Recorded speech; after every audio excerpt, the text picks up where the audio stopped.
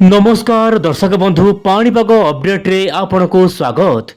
15 February को समस्त अपेक्षा Bharat Pakistan high voltage match को लेकिन वर्तमान उत्कंठा बढ़ुची। से समय लघुचाप मध्य सृष्टि होउची बंगोपसागर रे। तेबे दर्शक बंधु कहबो चाहिबी से समय मध्य केमिति रहबो पागर मिजाज भारत उपरे, भारत केउ राज्य रे वर्षा हेबो, भारत पाकिस्तान मैच उपरे रहिबो कि वर्षार प्रभाव। आसंतु आज अपडेट रे आलोचना करबा। चैनल नुआ थे चैनल को एबे ही सब्सक्राइब करंतु। दर्शक बंधु वर्तमान समय बंगोपसागर सृष्टि हो सारी घूर्णिबलय धीरे धीरे बादल यह जना पड़ुछि कि पश्चिम झड़ आसुची, लघुचाप मध्य सृष्टि होउछि। एपटे आम आंचलिक पाणीपाग सूचना देइछि रात्रि तापमात्रा 6 रु 7 दिन पर्यंत कौनसी परिवर्तन होबार आशंका नाही, किंतु हल्का फुल्का शीत बा ठंडा सकाळ समय देखा मिल पारे, किंतु दिन बेले धीरे धीरे तापमात्रा वृद्धि हो पारे बोली जहाँ वर्तमान समय अपडेट आसुछि आंचलिक पाणीपाग केन्द्र तरफरु। किंतु वर्तमान समय दर्शक बंधु फेब्रुआरी मास प्राय अधा भाग बसिलाणी।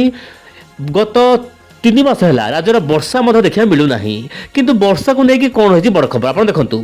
प्रथम भारत महासागर वर्तमान 4टी लघुचाप केन्द्र सृष्टि होवार आशंका रही।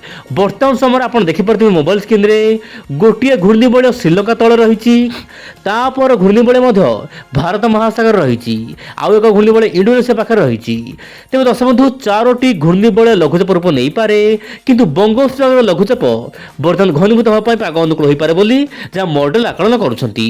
एमजीओ मुवमेंट हम जहाँ कि वर्तमान पागरे बड़ परिवर्तन आसिबो, किंतु प्रश्न उठुची ओडिशा उपर यार प्रभाव केमिति रहबो। वर्तमान ओडिशा उपरकू शुष्क ठंडा वायु आसुची जहाँ कि राज्य में वर्तमान सेते बड़ वर्षा हबार आशंका नाही बोली जहाँ वायुर चलन माध्यम जना पड़ुची। जदि बा वर्षा हेउची निश्चित भाव में ओइंड ओडिया चैनल आपको अवगत कराइब 2-3 दिन पूर्व, किंतु वर्तमान वर्षा हबार कौन आशंका नाही बोली जहाँ स्पष्ट होउची दर्शक बंधु। तेबे दर्शक बंधु मान कमेंट लगातार आसुची आम जिले में वर्षा केबे हबो।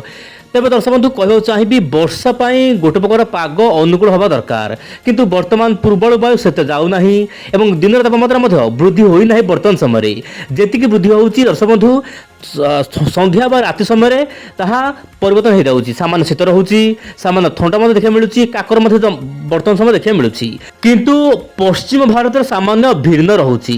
ग्लोबल वार्मिंग प्रभाव में वर्तमान गोवा केरल आखपाख अंचल कर्णाटक महाराष्ट्र आखपाख अंचल वर्तमान शीत दिन सामान्य शेष होना, किंतु ग्रीष्म प्रभाव वर्तमान देखा मिलूँ जहाँपाई कि दर्शक बंधु किसी जिला येलो अलर्ट जारी कर वर्तमान समय। लघुचाप को लेकिन बड़ खबर दर्शक बंधु 25% मॉडल आकलन करुच्ची लघुचाप घनीभूत हो पारे बंगोपसागर में। आप मोबाइल स्क्रीन देखिपे जदि लघुचाप होउची श्रीलंका उपर यार प्रभाव अधिक रहिबो, प्राय 100% रही पारे। ता सहित जो रोचे आप तमिलनाडु गोवा केरल यही सब राज्य गुड़िक मध्यम धर वर्षा हो पारे, किंतु यार प्रभाव भारतर कौन राज्य उपर विशेष किसी बड़ प्रभाव पड़ार संभावना नहीं। एपटे दर्शक बंधु भारत पाकिस्तान मैच उपर हल्का फुल्का वर्षार प्रभाव रही पारे बोली जहाँ एआई मॉडल आकलन करुच्ची। आप मोबाइल स्क्रीन देखिपे जितेबाला लघुचाप सामान्य श्रीलंका पाखक आसो से समय मध्य हल्का फुल्का वर्षा श्रीलंकार केतक अंचल देखा मिल पारे, किंतु दिन गड़वा सहित आहरी स्पष्ट सूचना मिल आगामी दिन मानक। आज पुणी देखा खाली आउ नुआ अपडेट। नमस्कार, जय जगन्नाथ दर्शक बंधु।